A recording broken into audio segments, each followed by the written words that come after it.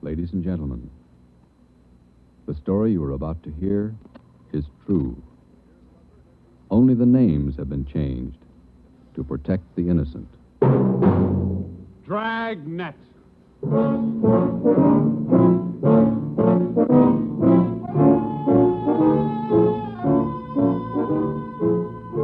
Dragnet, the documented drama of an actual crime, investigated and solved by the men who unrelentingly stand watch on the security of your home, your family, and your life.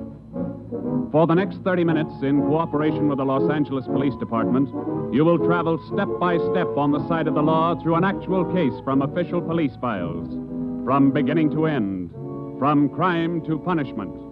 This is the story of your police force in action. Dragnet.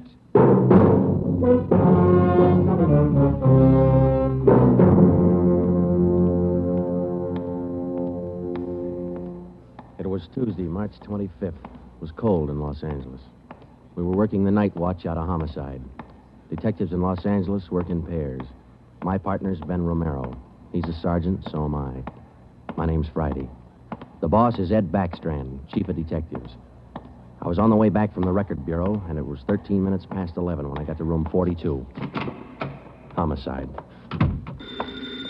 That's a hot shot. Somebody grab it. I got it, Ed. At 1245 East Doheny Street, 1, 2, 4, 2 5. officers shot. At 1245 East Doheny Doheny Street, Street. 2 officers. Shot. What have you got, Friday? Read it. 2 officers shot. Where's Romero? Right here, Skipper. Okay, you've got one to roll on. Get going.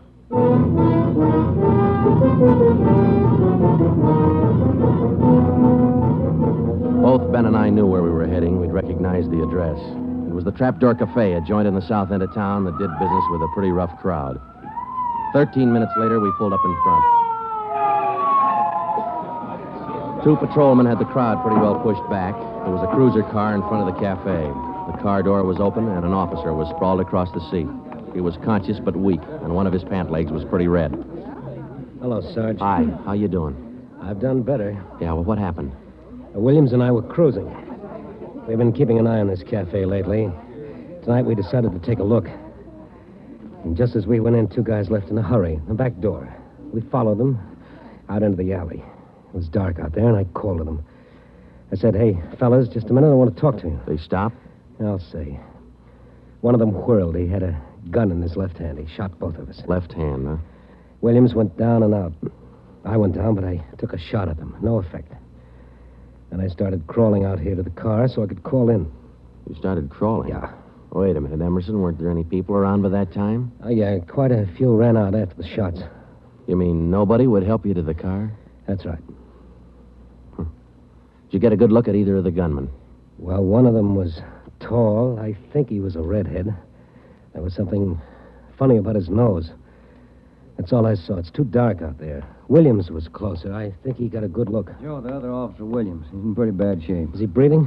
He's still alive, Emerson. I don't know how much time he's got. Ambulance? On the way. Okay, let's round up all the men who are in the cafe. We're taking them in.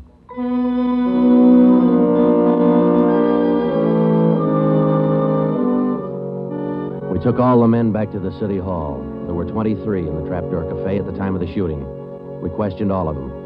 One of them said there had been a redhead in the place, but he couldn't describe him. Ben and I left the interrogation room, and we went back to the squad room. Friday, Romero. Got a minute? Yeah, Ed. Come on, Ben. Sit down. Okay. Did you get anything from those people you questioned? Nothing we could use. How's Williams? It's pretty bad. When do they operate? As soon as he comes out of shock. Probably in the morning. You boys will be there. Yeah, we will. When the surgeon digs that slug out, get it and mark it for evidence. Yeah. Skipper, them 2 men shot without asking any questions. They must be hot. Yeah.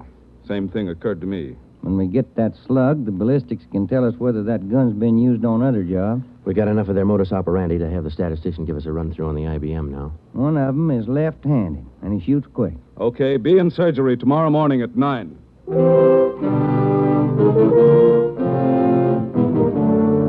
Neither Ben or I said much on the way home, but we were both thinking the same thing. I knew the chief was thinking it, too.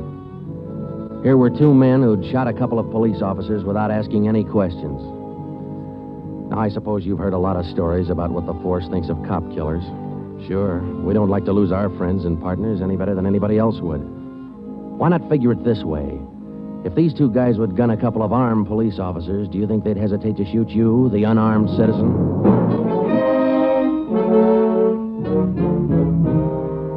The next morning at 9 o'clock, Ben and I had scrubbed up and we were in surgery. Williams was on the table. The surgeon started in. A lot of minutes later, he got the slug. As for Williams, they took out 7 feet of his intestine and said he might pull through.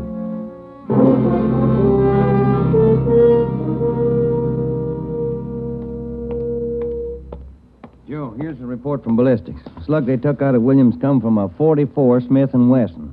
The same gun was used in a liquor store killing about a month ago. You call the statistician? Yeah, She's running all the cards on previous shooting through the IBM machine. She ought to be through about now. Let's take a look. Okay, come on. Hi, Helen. Just a second. Okay.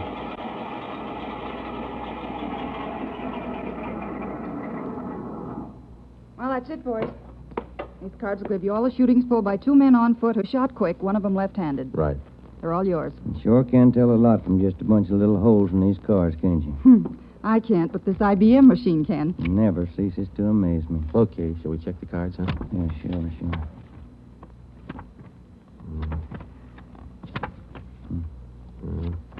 Wait a minute, Ben. Here we are. Huh? Yeah. Here's that liquor store killing ballistics tied the Smith & Wesson in on. Same gun that Emerson Williams was shot with? Well, it checks out. The liquor store was in the same neighborhood as the Trapdoor Cafe. Same gun, huh? Got to be. How long ago? A month ago, yeah. Ben, take the DR number off this card and let's pull the crime report on that job.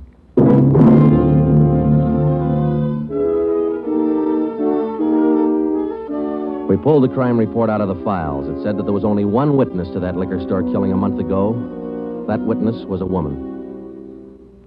Miss Forbes, I'm sorry to disturb you like this, but we'd like to ask some questions about that liquor store killing you witness a little over a month ago. Well, I told the police everything I knew about it then. Yeah, we know, but maybe you wouldn't mind telling us again, huh? Oh. No, I guess not. I've been trying to forget it, to tell the truth.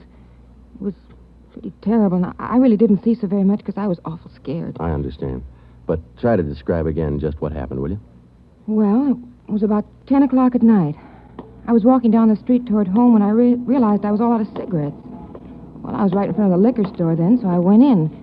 The clerk was behind the counter, and there were two men standing there arguing. What's the idea of changing your mind? I thought we was going to get bourbon. No, let's get the wine. I want bourbon. Costs too much. Wine's good enough. The rest of them want bourbon, too. We better talk to them. Well, okay. We'll be back when we make up our mind, mister. Two men walked out of the store, and the clerk smiled at me and shrugged his shoulders. I bought a pack of cigarettes and turned to leave. But just then, the two men came back in again, and each of them had a gun in his hand. This is stick up, mister. The clerk just sort of crumpled to the floor. I couldn't believe my eyes, but that's just how it happened. The men said this is a stick-up, and then they shot him right away. Get over against the wall, lady, or you'll get the same. One of them punched the no sale on the cash register. I was shaking so I almost caved in. He scooped the money out of the drawer and stuffed it into his pocket. And then the other one went over to where the liquor clerk was lying face down. He knelt down beside the clerk and he put his gun against the clerk's spine.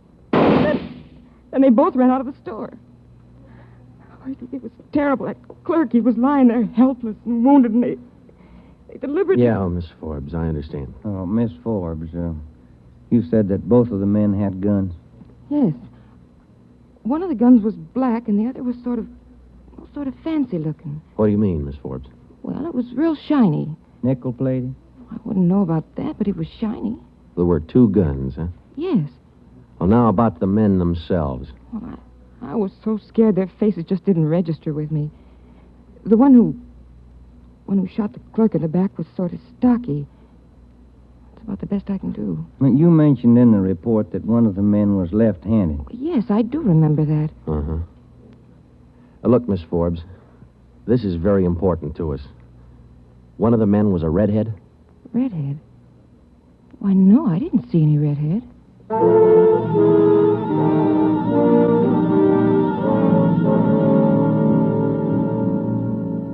Skipper, me and Joe's run right smack into a stone wall on this thing. What's the complication? Well, there's more than one, Ed. In the first place, we know that the .44 Smith & Wesson was used in both shootings, but the descriptions of the men involved don't check. Police officer Emerson said he thought the man that shot him and Williams outside the Trapdoor Cafe was a tall, left-handed redhead. Said there's something funny about his nose. You think Williams got a better look at him? Well, probably did, but Williams isn't strong enough to talk yet. And a girl that witnessed the liquor store killing a month ago said that one of those men was left-handed. But she said neither of them was a redhead. And on top of all that, now we've got 2 guns to worry about. The girl mentioned 2 guns, so we checked the autopsy report on that liquor clerk. And, Ed, the bullet that actually killed him came from a .32-20, not a .44 Smith & Wesson. That fact didn't get any publicity at the time, did it? No, it didn't. Okay. We won't give it any publicity now either. We'll allow down it's just the .44 Smith & Wesson we're after. Because if whoever owns the .32-20 finds out it's hot, we'll never get it. Anything else? Well, we sent teletypes to all outlying stations in neighboring cities. Told them if they get any red-headed suspects, no matter what charge they got them on, to hold them for questioning. Yeah. Now, how about this .32-20, the actual murder weapon? Any leads on it? We've got one, Ed. We've been checking the records, and we discovered that 4 hours after the liquor store killing, a taxi driver in the neighborhood was shot and robbed. Slug was pretty well mashed, but there was enough to tell it was from a .32-20. So we're going over to question the taxi driver now. Good. Well, I think you boys are on the right trail. So far, what we've got is mostly unrelated facts, but sooner or later, those facts have all got to tie in at some point along the line. Find that point. Yeah,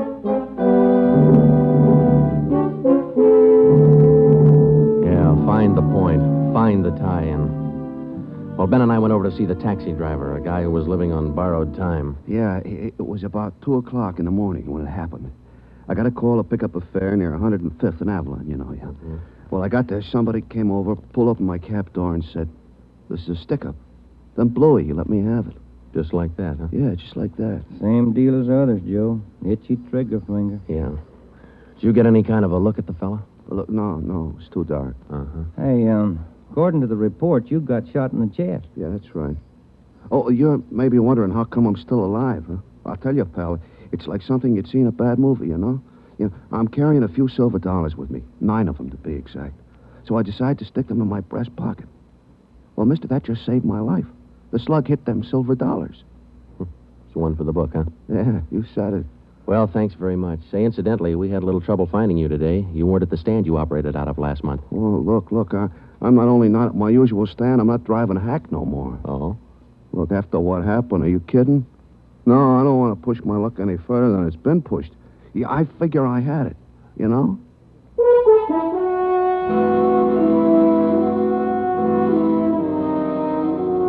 And about that time, Ben and I were beginning to figure we'd had it. We were getting nowhere fast. We had a few informants nosing around, but so far they hadn't come up with any leads. Well, Ben and I followed up all the teletypes that poured in. We just got back from Santa Ana, where we'd been questioning a red-headed suspect, and we'd flopped in the squad room when Chief Backstrand's door opened. Friday. Romero. Got a minute? Yeah, Skipper. Any luck with the Santa Ana Redheads? No, none at all. I guess you haven't heard the latest. We just now got back in town, Skipper. Early this morning, another cab driver got shot. What? Yeah. Man came up to his taxi, opened the door, said, "This is a stick-up," and shot him. Bullet went through one leg and into the other, but the driver managed to start his cab and drove over to a cafe. He called in from there. Boys recovered the slug? Yeah. It came from the same .44 Smith & Wesson that was used in the other 2 jobs. The cab driver get a look at the gunman? Yeah, briefly. Was it the redhead? No. Well, the stocky guy. He wasn't red-headed and he wasn't stocky. That's all the driver knows. Well, that's great. Skipper, this is beginning to sound like a Gun of the Month club. You reckon somebody's renting them guns out? Well, they're passing the guns around all right, but I think they're working together. The way they operate indicates that. Yeah, the trigger-happy routine. Killing is apparently more than a business to them. It's pleasure, too. That's why we've got to get to them fast. Come over here. All right. Come on, Ben. Here. Take a look at this map. Uh-huh. Here's the Trapdoor Cafe, and over here's the liquor store. And down here is where the first cab driver got shot. Mm-hmm. Right here's where the second one got it. Mm. All of the shootings have taken place within an area of 10 square blocks. Okay. Tonight we're going to throw a blockade around that whole area. Good. It'll go into effect at 10 p.m.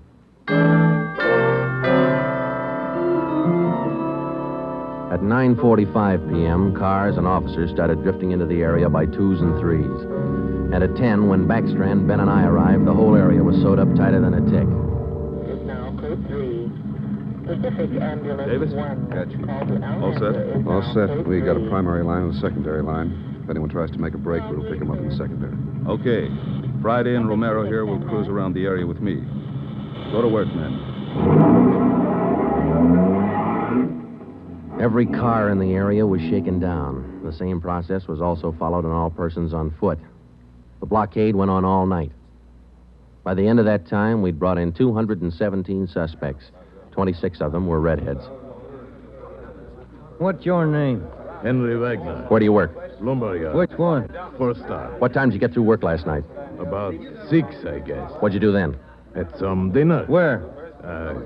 Harry's Grill. And what? Shot a little pool. Look, I tell you, I ain't done nothing. Now, let's go back to the day before yesterday. Did you work at... And that's the way it went all day long. We shot question after question at them, working them gradually back to the days on which the shootings had taken place. When it was all over, we got 6 men wanted in other cities on various charges. We got quite an assortment of guns and knives. But as far as the shootings were concerned, we got nothing. Well, I guess that's the last of them. Oh, I was running out of questions there at the end. You two boys better go on home, get some sleep. Well, I was kind of figuring on checking back over the reports to see if we might have overlooked something. I said go on home. You two boys have been at it for 32 hours straight. Look at you. You're both so groggy you can hardly stand up. You need sleep. It's 4 p.m. now. Don't come back until 10 p.m.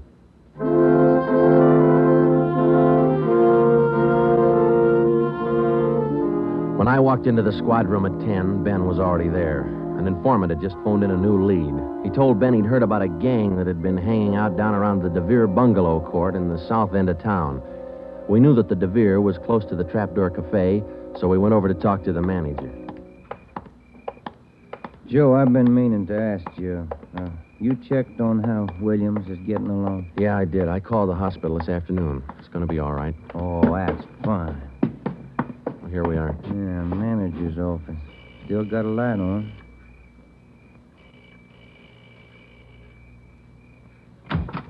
Yeah? I'm Sergeant Friday, police. This is Sergeant Romero. Yeah? We'd like a little information. Why, sure. Come in. Thank you. What can I do for you? Well, did you hear anything about a gang that hangs out down around here anywhere? Gang? Why, no. How about your tenants here? Any of them ever been in trouble, to your knowledge? No. This ain't exactly the best neighborhood in town, but we try to keep things under control. Once in a while, one of them will get out of line, but when that happens, we heave them out of here. You heaved anybody out lately?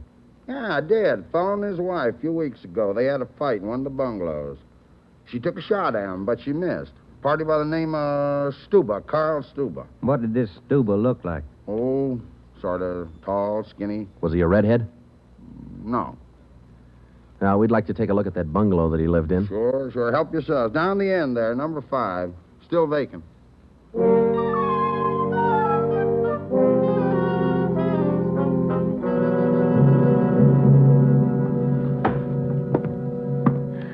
Well, I guess that does it. Stuba didn't leave a thing behind. Matter of fact, we don't have anything to prove that this Stuba's tied in at all. We're only working on a hunch. Hey, Joe, look. Where? Up on the wall there, just by the window. Oh, yeah.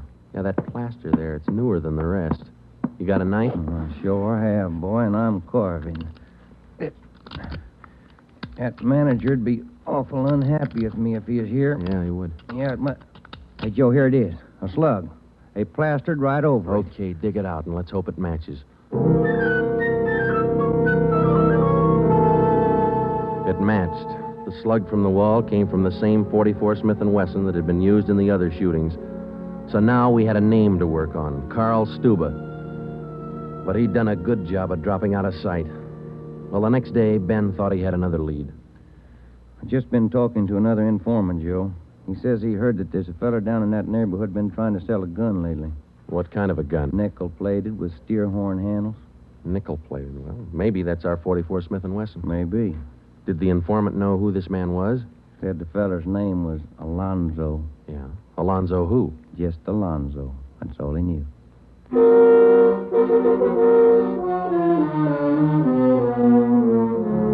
So now we had two names, Stuba and Alonzo, but no men to go with them. So we went back to making the rounds of the substations, interviewing red-headed suspects. We took a few of them to Williams, who was home from the hospital by now, but he couldn't identify any of them as the man who shot him. Still, we kept checking. Finally, we got around to the 77th Street station. We questioned the suspects they were holding there, and we just started to leave when one of the officers called us. Hey, Sarge, we're holding somebody else you might want to look at. Redhead? No. What's the charge? Suspicion of burglary. Small job. Oh, I don't know. What do you think, Ben? What's special about him?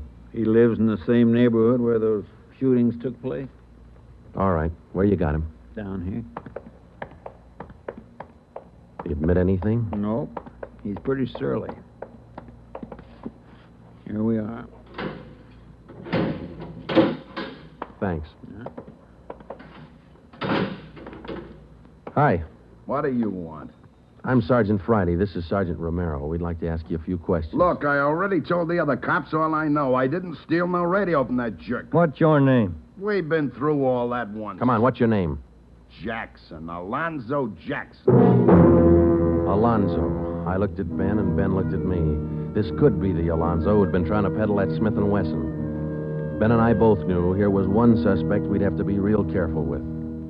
Alonzo, according to the records, this burglary you're suspected of took place on the night of the 27th. Look, how many times do I have to tell you guys they didn't have anything to do with it? You got an alibi for that night? Sure, I got an alibi. I was out with a couple of friends. I can tell you. What's your friends' names, Alonzo? One of them's Crandall, the other Stuba. Stuba, the guy who used to live in the bungalow court. Well, we told Alonzo he'd have to produce his two friends to give him an alibi for the burglary charge, and he bit. He went with us, and he pointed out where Stuba was living now. No wonder we hadn't been able to find him. It was a little shack at the back of a lot behind two houses. We thought it was a chicken coop at first. We took Alonzo back to the station, then we picked up Stuba. He was surprised to see us and not very happy. We took him in. Next, Alonzo gave us Crandall's address.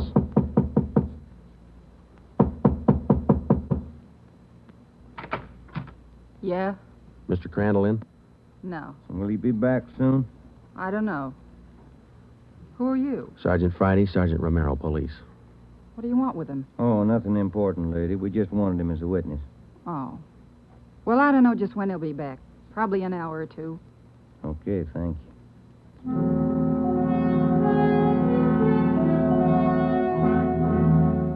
We went down the street away, and we staked out in the car. We sat there for about 5 hours, and then Ben nudged me in the ribs. Hey, Joe. Huh? Joe, take a look. Coming along the sidewalk. Yeah, and he's got red hair. Come on. Crandall. Huh? Your name Crandall? Who are you? Friday Romero, police. Police. What do you want with me? I haven't done nothing. Well, then you got nothing in the world to worry about. Come on.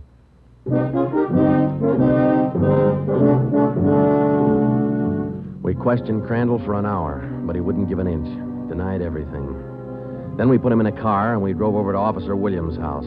I left Ben in the living room with Crandall while I went in Williams' bedroom. Hello, Sarge. Hi, Williams. How you doing? A little better, I think. That's fine. Look, we've got another redhead outside. Bring him in. Okay. All right, Crandall, come on in here. Who's in there? Why'd you bring me over here? Come on in here.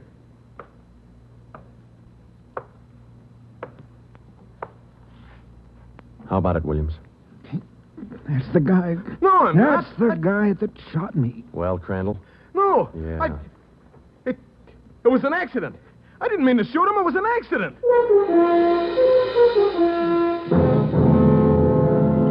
Once Crandall got started, he talked his head off. He also admitted being in on the liquor store killing, but insisted he was only the lookout. We took him back to the station and got his whole story down on a tape recorder. Yeah, he was left-handed. Then we went back to Alonzo, who didn't know we had Crandall's confession. We met the chief in the hall outside the room where they were holding Alonzo. About ready to tie the knot? Oh, hope so, Chief. But Alonzo hasn't given any yet, and we still haven't found those guns. We've got one of them. Which one? The Smith & Wesson. Stuba popped about that one 10 minutes ago. Said he left it with his girl.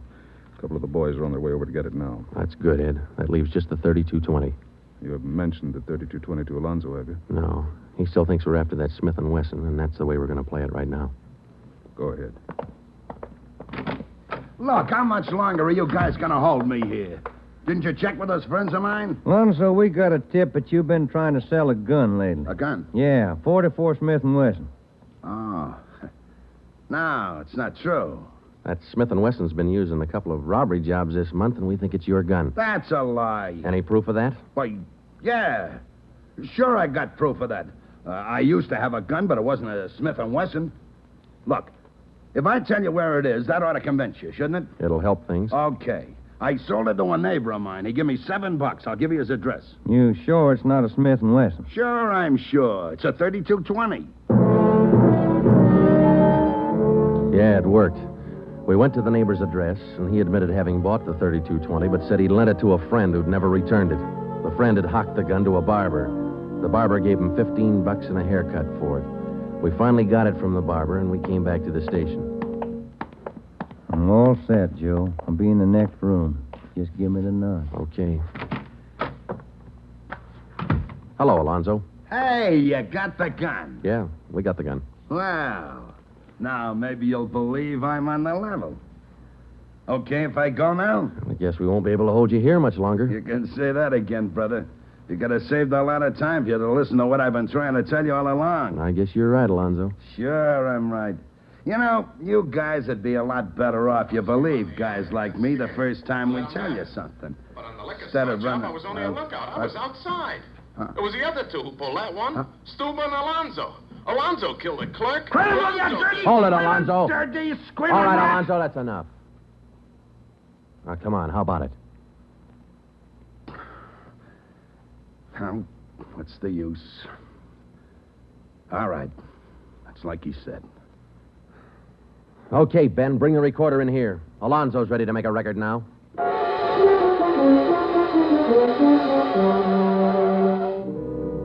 By playing back Crandall's statement that we'd recorded earlier, we got a full confession from Alonzo.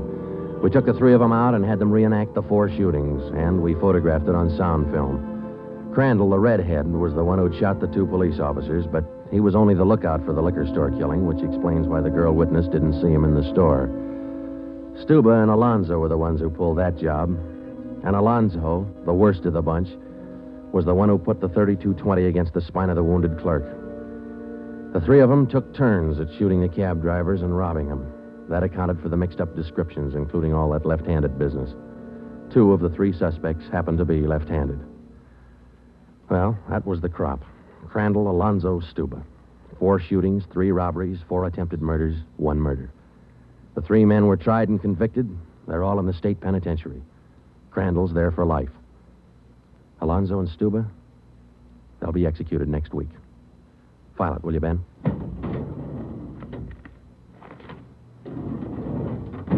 Case closed. Dragnet.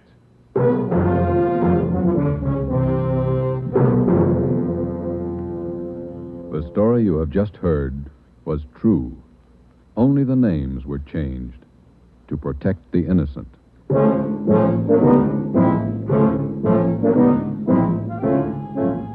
You have just heard the second in a new series of authentic cases from official files. Technical advice for Dragnet comes from the office of C.B. Horrell, Chief of Police, Los Angeles Police Department.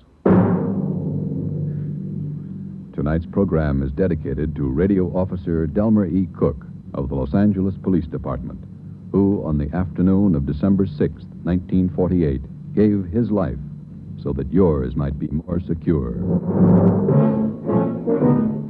Dragnet came to you from Los Angeles.